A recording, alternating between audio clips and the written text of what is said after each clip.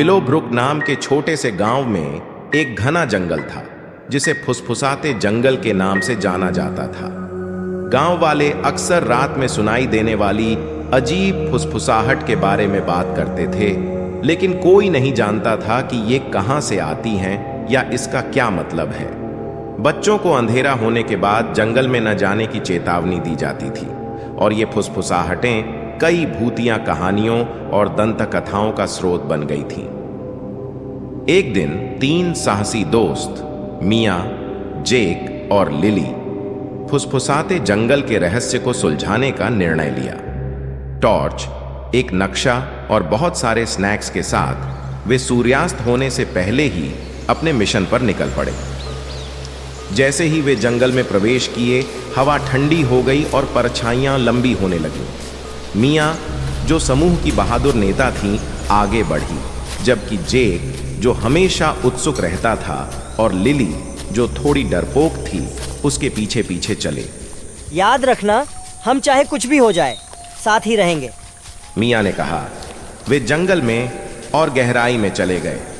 पेड़ों ने चारों ओर से घेर लिया। अचानक उन्होंने एक हल्की फुसफुसाहट सुनी। क्या तुमने सुना? जेक ने उत्सुकता से पूछा। शायद हमें वापस जाना चाहिए। बिल्कुल नहीं, हमें यह जानना होगा कि ये फुसफुसाहटें किस कारण से हो रही हैं। आवाज का पीछा करते हुए वे जल्द ही एक पुराने परित्यक्त केबिन के पास पहुंच गए। खिड़कियां टूटी हुई थीं और दरवाजा चरमराता हुआ खुला था। जैसे जैसे वे करीब आए, फुसफुसाहटें तेज हो गईं। आओ, अंदर चलकर देखते हैं, मियां ने सुझाव दिया। उसकी आवाज डर के बावजूद स्थिर थी। केबिन के अंदर उन्होंने धूल भरे पुराने फर्नीचर और छत से लटके मकड़ी के जाले देखे। एक कोने में एक पुरानी धूल से भरी किताब मेज पर पड़ी थी। जेक ने उसे उठाया और ध्यान से खोला। पन्नों पर अजीब संकेत और चित्र थे। यह क्या है?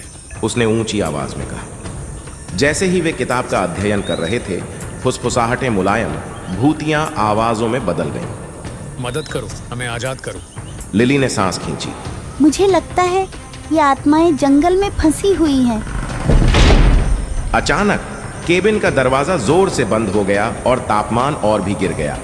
दोस्त एक साथ खड़े हो गए, यह समझने की कोशिश कर रहे थे कि क्या हो रहा है। आवाजें जारी रहीं। चाबी ढूंढो, ताला खोलो। मियां ने गहरी सांस ली। हमें चाबी ढूंढनी होगी और उनकी मदद करनी होगी। चलो ढूंढते हैं। उन्होंने केबिन की तलाशी ली और फर्श के तख्तों के नीचे एक छिपा हुआ हिस्सा पाया। अंदर एक पुरानी जंग लगी चाबी थी। उसे मजबूती से पकड़ते हुए वे आवाजों का पीछा करते हुए एक खुले स्थान पर पहुंचे, जहां एक प्राचीन अलंकृत संदूक आधा जमीन में दबा हुआ था। कांपते हाथों से जेक ने चाबी को ताले में डाला। ये सही बैठी।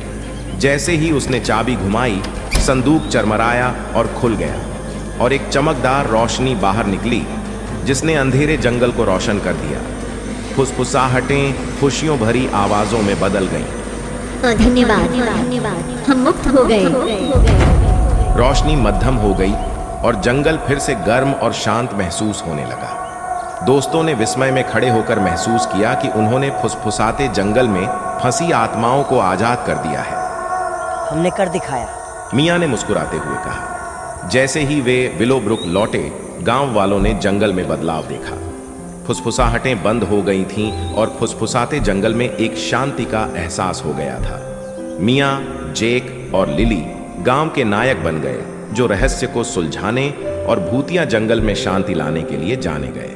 और उस दिन से दोस्तों को पता था कि चाहे चीजें कितनी भी डरावनी क्यों ना हो, साहस, जिज्ञासा और थोड़ी सी सावधानी के साथ वे किसी भी चुनौती का सामना एक साथ कर सकते हैं। इस तरह फुसफुसाते जंगल का रहस्य आखिरकार सुलझ गया और विलो ब्रुक के गांव वाले हमेशा उन बहादुर दोस्तों के आभारी रहे, जिन्होंने सच्चाई को उजागर करने की हिम्मत की।